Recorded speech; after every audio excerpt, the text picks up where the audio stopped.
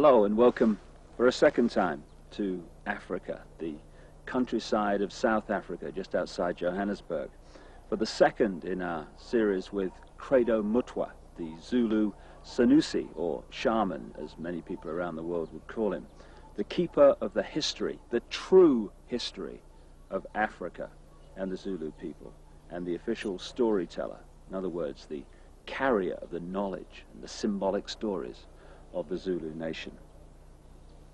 He is, without any question in my mind whatsoever, the most remarkable, astonishing man it's been my honor to meet. And to share his incredible knowledge has been a time that I personally will never forget. In the first of these videos, we discussed with Credo the story of the Chitahuli, the reptilian extraterrestrial race from another world that came to the earth in the far ancient world, that brought advanced knowledge which built many of the, according to conventional history, unexplainable, magnificent structures all across the world, thousands and thousands of years old, and also interbred with humanity, creating hybrid crossbreed bloodlines.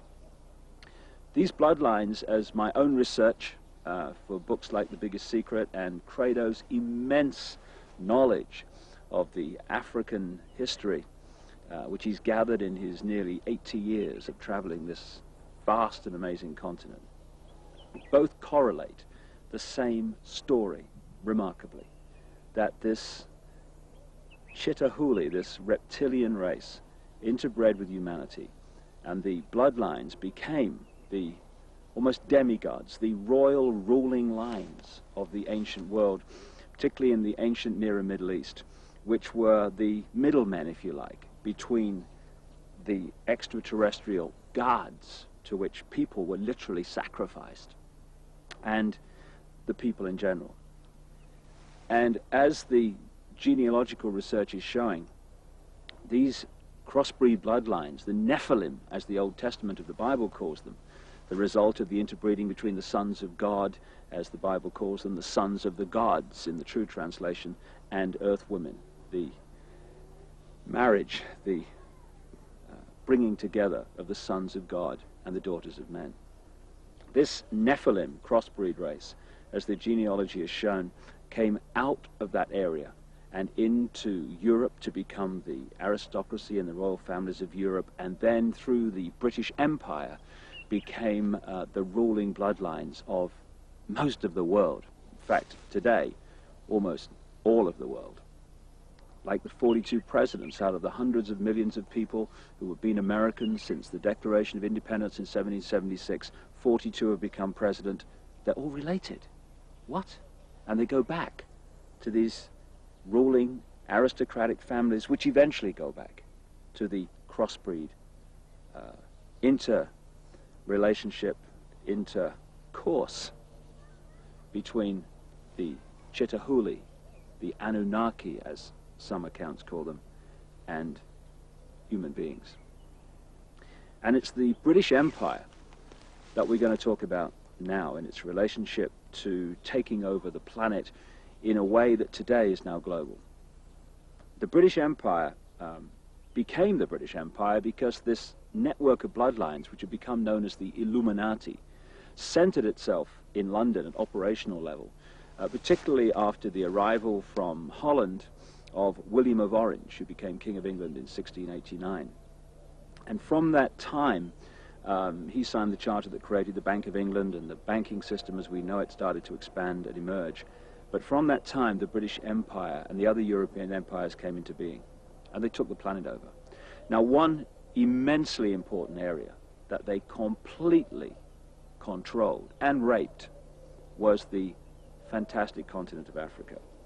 And to look at how Africa was taken over by this Illuminati, Chitahuli, reptilian crossbreeds, and indeed the reptilian race itself that's behind it all, is to see how the world has been taken over, the methods used, the way it was done, the manipulations. And what we're going to talk to Credo about now, among many other things, is the way that the continent of Africa was hijacked by the Illuminati. And I asked him first to tell me the story of how this great continent was taken over. So, there are mysteries in this world that we as thinking human beings must look into. And one of these mysteries is this. There is overwhelming evidence of the fact that before Africa was actually colonized by the white people from Europe, it was first prepared by strange people for this colonization. When the first Portuguese ships started sailing around the Cape of Good Hope, strange beings appeared amongst our people, strange human-like creatures, usually creatures of great height, abnormally tall, human-like beings, some of them with only 1 foot, appeared amongst our people, and they started doing things there which made it easier for the colonialists to invade us and to conquer us. What were they like in terms of their color and skin, Credo? Say, we do not know, but there are those who described them as very, very white, chalk white in appearance. This went on for so often that it became traditional to our people to represent these beings with white chalk. You found masks amongst our mask makers which were smeared entirely in white chalk to represent these creatures. These creatures were usually about 8 feet tall, very, very slender, and they used to wear robes made of the tanned hides of certain type of antelope, usually the intensely black sable antelope. What name did the people give to them? We gave them the name Izilo Zengubo, the beasts of the terrible blanket. These creatures were dressed exactly like Christian monks, with hoods and long robes. In fact, I will draw you a likeness of one of them as it is shown in a rock painting. Now, these creatures used to live in holes in the ground or in underground caverns or in gullies over which a roof of logs and vegetation as well as sods was placed. And it may be of interest to you, sir, that Portuguese explorers and Portuguese seamen used to see these one-legged creatures hopping about and sometimes disappearing into the ground as if by magic. And these creatures were called by the Portuguese sailors monopods. They wore a long robe that reached down to their ankles, and they appeared as they moved through the bush as if they only had one leg. Monopods were seen in Africa, and they were also seen in America before America was colonized by the white people. Among the Native Americans? Yes, sir. One of the one of the things that amaze me is that the story of America and the story of Africa was the same. It is said, sir, that these monopods introduced certain knowledge to our people. They actually prepared our people mentally for what was to come.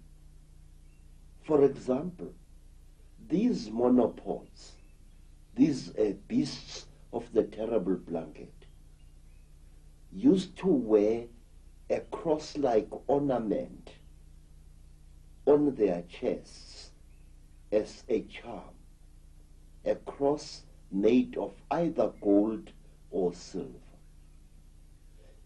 Doesn't it amaze you that when the Native Americans saw the cross painted on the sails of Christopher Columbus's ships, they recognized it as a sacred object? Let me tell you, sir, exactly the same happened in South Africa, where our people were made familiar with the cross long before the white man set foot in Africa. And when our people saw this cross, this time brought by missionaries, they recognized it as a sacred object. In other words, now, I don't know how to put this there, but can you put it for me? Our people were prepared long beforehand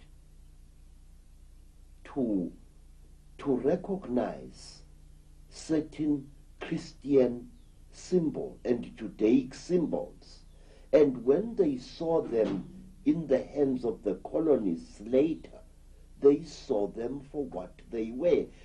This is one of the reasons why, Mr. Ike, Africans accepted and protected Christian missionaries,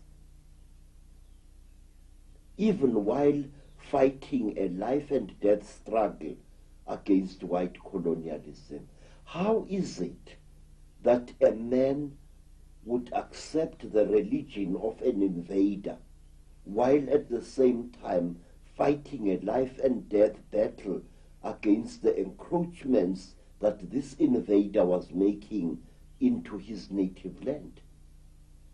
This happened in America, and this happened in Africa, and the sources of this acceptance were the same. I wish I could put this in much better English than I'm using now, because I feel it is important. I think you're putting it very clearly, that it seems that this Chitahuli were going around the world preparing for the occupation from the Illuminati Center in London and Europe of these various areas like Native America and Africa. Yes, sir. The story, you see, a great fraud is being committed in educational circles, in that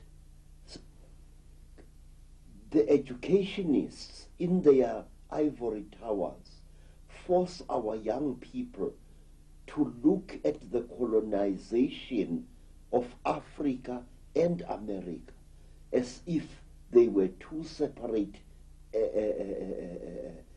incidents. But certain factors in this colonization were the same in Africa and the same in America, and they achieved exactly the same results. This is why I always argue that the conspiracy, the international conspiracy, began long before colonial times in Africa and in the Americas. And the results were the same. Look at this. Here is the great Zulu king, Shaka. Shaka is a warrior second to none.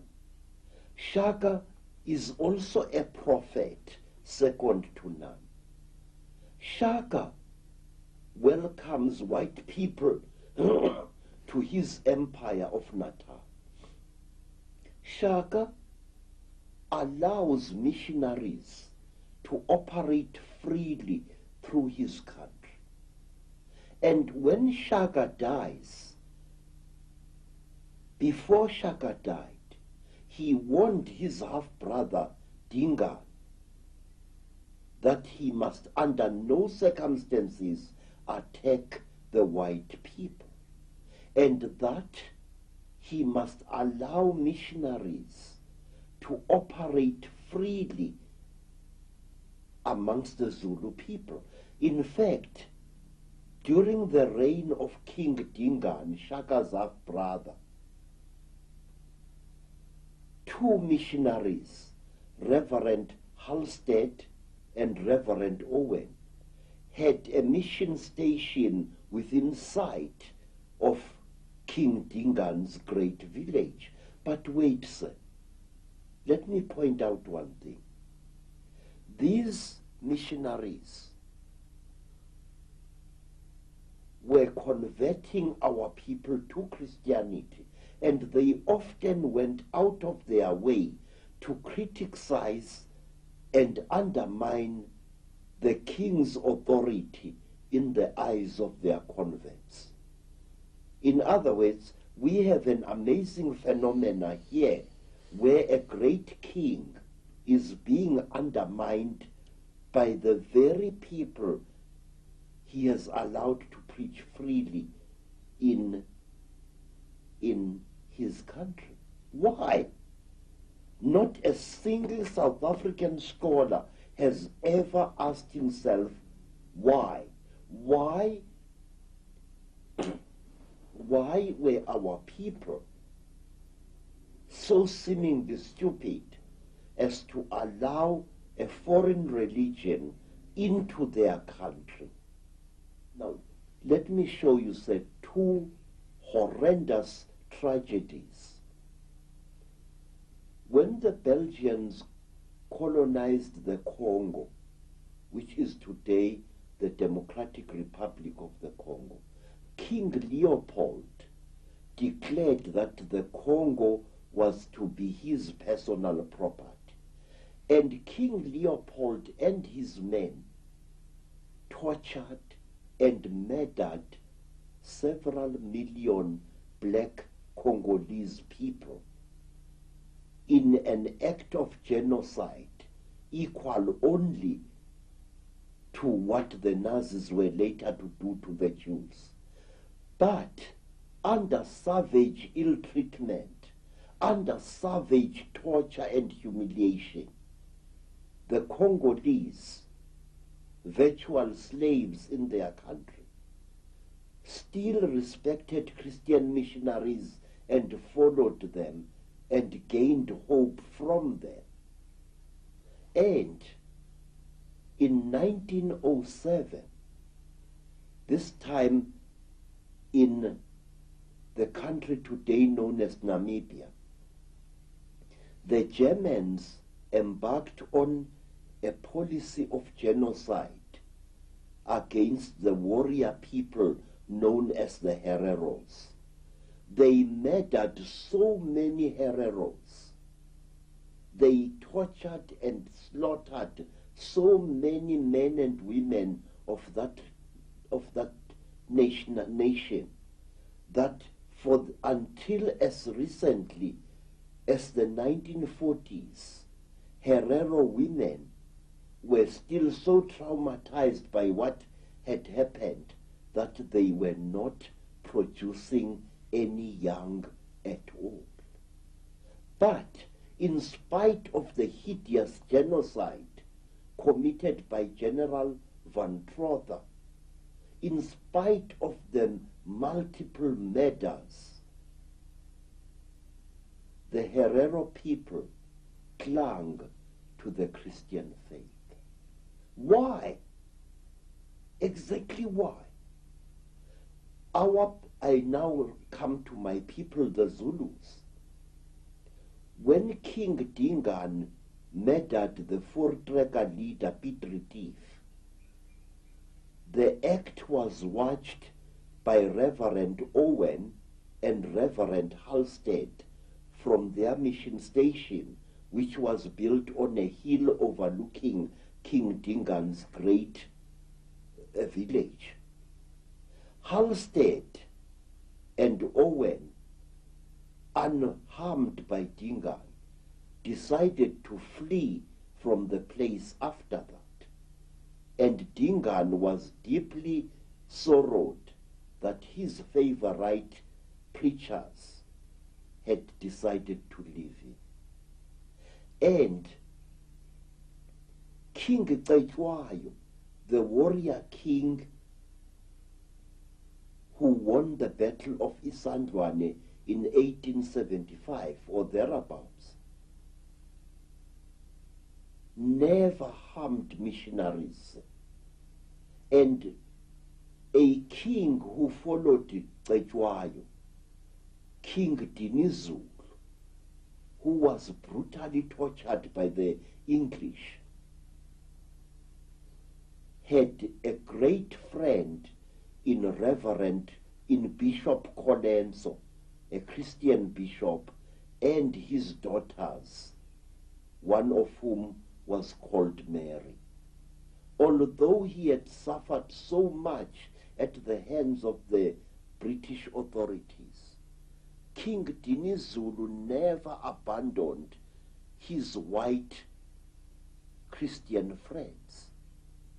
They comforted him, and he depended desperately upon them and their Bible in his darkest hours.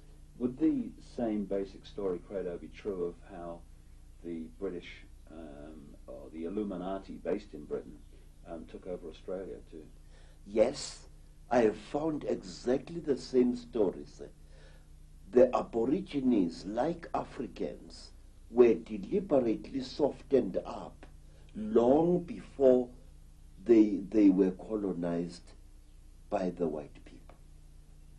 There were men, mysterious men, who often posed as gods, who undermined the will of the Aborigines to resist the encroachment of the colonialists. It's also interesting that Captain Cook, who is the guy who's supposed to have, quote, discovered Australia and New Zealand, that area of the world, yes, was actually sponsored and funded and in fact controlled by the Royal Society, which was a Freemasonic and is a Freemasonic science operation based in London. Yes, sir. Let me show you another interesting thing. There is a man I have been investigating in vain for over 40 years now. A man who committed acts of hideous genocide upon our people here in South Africa. A man of whom historians are so fond that he is practically a white cow whom you may not dare to point a finger at. If you see me sitting in front of you, a man who was demonized over 30 years ago by the South African news media, it was because I asked questions about this white man, Sir George Grey. Who was Sir George Grey? What was he? Was he a Freemason? Was he an Illuminati? How is it that this Sir George Grey who is the actual founder of the most oppressive laws that British colonialism ever settled our people with. Apartheid was laid down by Sir George Grey. The carrying of identity papers was laid down by Sir George Grey in the 1850s, in the last century. And Sir George Grey dealt our kings a mortal blow. But let me first tell you, this man was sent from London to quell a Maori rebellion in New Zealand, which had defeated the efforts of military men. The Maori were unstoppable. Their rebellion was blazing like a bushfire through New Zealand. But when George Grey was sent to New Zealand, he managed to quell this rebellion with very, very little loss of life. What did George Grey do? I have never been able to find a book which tells me exactly what did George Grey do in New Zealand in order to pacify the Maoris who had beaten the efforts of the British soldiers. Because that same George Grey was brought from New Zealand to South Africa in order to quell a great rebellion by the Xhosa people. And George Grey used outright trickery in order to force the Xhosa people to actually destroy themselves. George Grey deliberately and cold-bloodedly tricked the Xhosa people into slaughtering their own cattle, burning their own crops. It is one of the saddest stories of our country's blood-drenched history. And almost overnight, George Grey reduced the Xhosa people of the Eastern Cape into a nation of dying skeletal starvelings.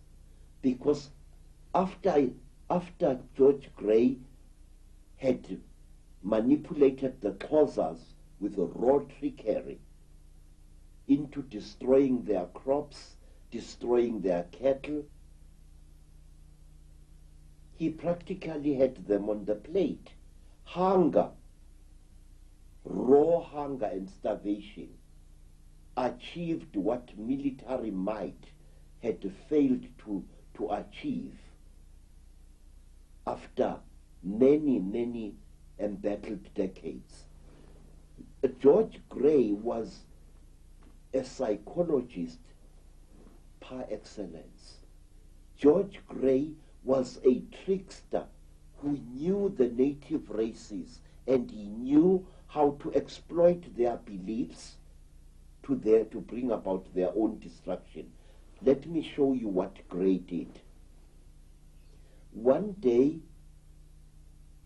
when great tension was boiling up in the Cape, and when the colonialists were threatened by yet another border war between themselves and the Xhosa people, a number of Xhosa women, amongst them a Sangoma, a priestess diviner called Nongawuse, were tending crops when they heard voices calling out to them in the bush. Nongawuse, because she was a spiritual person and a healer, responded to these voices. She went together with her sister Nonteto to investigate, and they found a deep hollow in the ground, and from this hollow they heard the voices coming. And as the women knelt next to the hollow, the three amazing figures emerged from the grass. Tall men wearing long black robes made of animal skin, with very big hoods on their heads, appeared out of the hollow. And one of their faces were painted white, or so it seemed to the terrified Xhosa women. And these men were unusually tall. And they told the woman, Nongause, whom they distinguished by her attire as a traditional healer, that she must go to the Xhosa people and tell them to start killing their cattle and start destroying their crops. Mr. Ike, I want to show you this book, a book which was published many years ago, a book written by me, and which made me one of the most hated black men in South Africa by the white establishment. In this book, I write, amongst other things, about a man called Sir George Grey. And in this book, I questioned certain things about this man, because Sir George Grey was the creator of race discrimination and apartheid in South Africa. Apartheid was not really created by the Afrikaners. It was created by this man many, many years ago. Well, Sir George Grey was Illuminati, a black magician, and fits the bill exactly with what happened in all these other countries you're talking about. Say, when I raised questions in this book about Sir George Grey, I was savagely attacked by nearly every professor in various universities of South Africa. The intellectual prostitutes, yeah? Yes. The liars in ivory towers, as I call them. I said that